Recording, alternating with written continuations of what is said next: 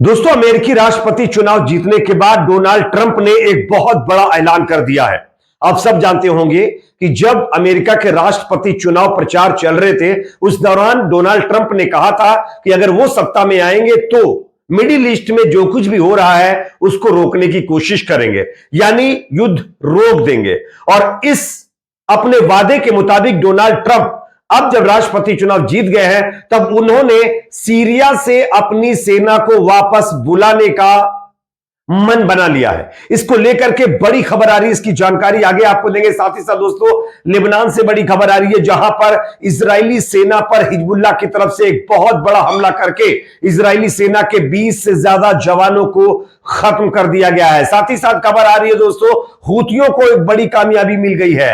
हूतियों ने एक Israeli airbase को टारगेट करके उसमें जबरदस्त नुकसान पहुंचाया है। इन तमाम खबरों की जानकारी आगे आपको एक एक करके बताएंगे। उससे पहले एक छोटी सी रिक्वेस्ट आपसे करेंगे, अगर वीडियो पसंद आए तो लाइक जरूर करिए, चैनल पर नए हैं तो सब्सक्राइब करने के बाद बेल आइकन को प्रेस करना ना भूले। बात करेंगे पहली और बड़ी खबर की। आप सब जानते हैं कि डोनाल्ड ट्रंप राष्ट्रपति चुनाव प्रचार के दौरान बार बार ये दोहरा चुके हैं कि अगर वो सत्ता में आते हैं तो मिडिल ईस्ट का ये वॉर खत्म करवा देंगे और उसके हिसाब से वो आगे बढ़ेंगे। और अब जब डोनाल्ड ट्रंप राष्ट्रपति बन चुके हैं, तब उन्होंने सीरिया से अपनी सेना को वापस बुलाने की योजना तैयार कर ली है। ये ग्लोब आई न्यूज की खबर मैं आपको स्क्रीन पर दिखा रहा हूं, खबर आप देख सकते हैं। डोनाल्ड ट्रंप की सीरिया से अमेरिकी सैनिकों को वापस बुलाने की योजना, यानी कि इस मुकाबले को कहीं ना कहीं हम ये कह सकते हैं कि खत्म करने का यह पहला कदम लोगों की तरफ से माना जा रहा है। और यह अच्छी बात भी है, क्योंकि आप सब जानते हैं कि सीरिया से अमेरिका लगातार ईरान, हूती के साथ साथ कई और उनके खिलाफ मुकाबला करने वाले दलों को टारगेट कर रहा था। इससे पहले आप जानते हैं कि इराक के अंदर से भी अमेरिकी सैनिकों को इराक की सरकार ने भगाया, जिसके बाद डोनाल्ड ट्रंप से पहले जो बाइडेन सत्ता में थे, उन्होंने कहा कि वो इराक से अपनी सेना वापस बुला लेंगे। और अब इराक के बाद सीरिया से भी अगर अमेरिका अपनी सेना बुलाने का ऐलान कर रहा है तो ये अपने आप में बहुत अच्छी खबर मिडिल ईस्ट के लिए है। साथ ही साथ खबर दोस्तों यहां पर आ रही है, इजराइल के ऊपर एक और बड़े हमले को हिजबुल्लाह ने अंजाम दे दिया है। खबर आ रही है कि इजराइल के ऊपर इतना बड़ा हमला हुआ है हिजबुल्लाह की तरफ से कि 20 से ज्यादा इजरायली सैनिक या तो इसमें घायल या तो इसमें नेस्तो नाबूद हो गए। और ये मैं नहीं कह रहा हूं, मैं मिलत टाइम्स की खबर दिखा रहा हूं, आप स्क्रीन के ऊपर देख सकते हैं। इसमें बताया गया है कि जिस तरीके से इजराइल की सेना लेबनान में घुस करके तमाम गांवों के ऊपर, शहरों के ऊपर कब्जा करने की कोशिश कर रही है, और जैसे जैसे वो ऑपरेशन को आगे बढ़ा रही है, वैसे वैसे इजरायली सेना के जवानों की कैजुअलिटीज भी बढ़ती जा रही हैं। कल हिजबुल्लाह के लड़ाके घात लगा करके इजरायली सेना के ऊपर एक हमला करते हैं, और उस हमले में अब जो जानकारी है 20 से ज्यादा इजरायली सैनिक या तो खत्म या हलाक हो चुके हैं। यह अपने आप में इजराइल के लिए बहुत बड़ा झटका है। आप सब जानते हैं कि कल किस तरीके से हिजबुल्लाह की तरफ से 36 से ज्यादा 36 से ज्यादा जो अटैक्स हैं वो इजराइल के ऊपर किए गए थे। और ये इजरायली सेना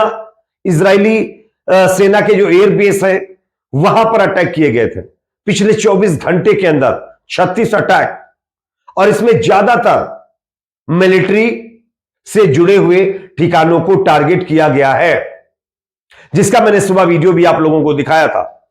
हालांकि अभी तक नुकसान कितना हुआ है यह एग्जैक्ट आंकड़ा सामने निकल कर नहीं आ पाया है, क्योंकि आप सब जानते हैं कि इजराइल एक ऐसा मुल्क है जो अपनी खामी को छुपाता है।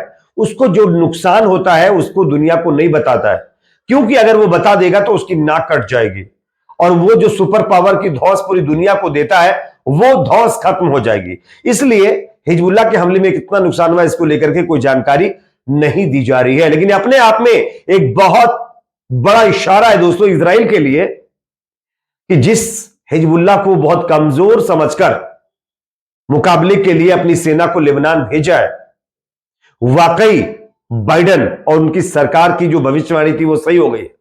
बाइडेन प्रशासन ने पहले ही इजराइल को चेतावनी दी थी कि हिजबुल्लाह को हमास मत समझिए, हिजबुल्लाह एक ऐसी ताकत है जिसको उखाड़ कर फेंकना इजराइल के बस की बात तो कतई नहीं है, क्योंकि हिजबुल्लाह का जो जाल है वो पूरे लेबनान के अंदर, इवन इजराइल के अंदर भी बिछा हुआ है, फलस्तीन के अंदर भी है। तो आप कहां कहां हिजबुल्लाह को खत्म करेंगे? और उसके बावजूद भी इजराइल के पीएम नेतन्याहू ने अपना सनकी दिमाग इस्तेमाल करके अपनी सेना को लेबनान में घुसा दिया, और अभी तक उनकी सेना 1 किलोमीटर अंदर नहीं जा पाई है, और अब तक सैकड़ों जवान खत्म हो चुके हैं। कल हिजबुल्लाह की तरफ से एक और स्टेटमेंट आया था, उसमें इन्होंने कहा था कि 1000 से ज्यादा इजरायली जवानों को अब तक उन्होंने या तो अपाहिज या नेस्तो नाबूद कर दिया है। यह अपने आप में बहुत बड़ा नुकसान इजराइल को हुआ है। गाजा के अंदर इजराइल की सेना अभी तक मुकाबला कर रही, 1 साल का वक्त हो चुका है। 14 से 20 हजार के बीच लड़ाकों वाले हमास को वो खत्म नहीं कर पाए हैं, तो हिजबुल्लाह जिसके पास लाखों लड़ाके उसको क्या खत्म करेंगे? उल्टा ही अपना नुकसान करवा ले रहे। खैर, एक और बड़ी खबर आ रही दोस्तों, कतर एक ऐसा मुल्क जो मुस्लिम जो है टैग लेकर के दुनिया के सामने अपने आप को पेश करता है, लेकिन आज इसी मुस्लिम मुल्क ने जो किया है उससे तमाम मुसलमानों के अंदर गुस्सा है। क्या किया? स्क्रीन पर खबर देखिए। कतर ने हमास से कहा है कि वो उनकी कंट्री कतर छोड़कर चले जाएं। यानी कतर ने हमास के तमाम लीडर्स को यह सीधी धमकी दी है कि तमाम हमास के लीडर हमारे देश कतर को छोड़कर निकल जाएं। और यह सब कुछ इसलिए किया जा रहा है कि अमेरिका कतर के ऊपर प्रेशर बना रहा है। अमेरिका और कतर के बीच तमाम चीजों की आप जानते होंगे डील्स है, कामकाज होता है। तो अमेरिका जो है कतर के ऊपर प्रेशर बना रहा है कि जो प्रपोजल इजराइल और अमेरिका बना करके हमास को दे रहे हैं उसको बिना किसी शर्त के हमास एक्सेप्ट करे और गाजा के अंदर सीज फायर करे।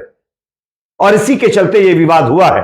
बताया जा रहा है कि हमास का कहना है कि हम इजराइल और अमेरिका के द्वारा बनाए गए सीज फायर की तमाम मांगों को बिना किसी शर्त के नहीं एक्सेप्ट कर सकते, क्योंकि कुछ चीजें ऐसी हैं कि हमारा इतना नुकसान होने के बावजूद भी वो हमें ही झुकाने की कोशिश कर रहे हैं, दबाने की कोशिश कर रहे हैं। तो ऐसा तो होगा नहीं, कुछ हमारी शर्तें भी इनको माननी होगी। लेकिन कतर के जो नेता है उनके दिमाग में ना जाने क्या घुसा हुआ है, उनको पता ही नहीं चल रहा है कि अमेरिका इजराइल किस तरीके से चाल चल के कतर को हमास के सामने खड़ा कर दे रहे हैं, कतर के कंधे पर रखकर बंदूक दाग रहे हैं। और अब कतर उनके बहकावे में आ चुका है, अमेरिका और इजराइल के, और वो हमास के जो लोग हैं उनको अपने देश छोड़ने की धमकी दे रहा है। अफसोस होता है ऐसी कंट्रियों के इस तरीके के रवैये को देख करके। एक और खबर आ रही है दोस्तों, हूतियों ने एक बड़ी कामयाबी हासिल कर ली है। यमन के हूतियों ने इजराइल के ऊपर एक और बड़ा हमला किया है, और यह हमला एक हाइपरसोनिक मिसाइल से किया गया है। स्क्रीन के ऊपर आप देख सकते हैं, ईरान का एक न्यूज एजेंसी ही वहां से यह खबर दी गई है। यमन ने इजरायली नेवातिम एयरबेस पर हाइपरसोनिक मिसाइल से हमला किया, जिसके बाद इजराइल के नेवातिम एयरबेस को भारी नुकसान पहुंचा है। यहां पर यातायात जो है वो बाधित हो गया है। हालांकि यहां पर भी कितना नुकसान हुआ अभी खुलकर चीजें सामने नहीं आ पाई है, लेकिन हां कुछ चीजों को नुकसान जरूर हुआ है। खैर, इस पर आपकी अपनी क्या राय है कमेंट सेक्शन में जरूर बताइए। वीडियो को लाइक शेयर, चैनल पर नए तो सब्सक्राइब जरूर करें।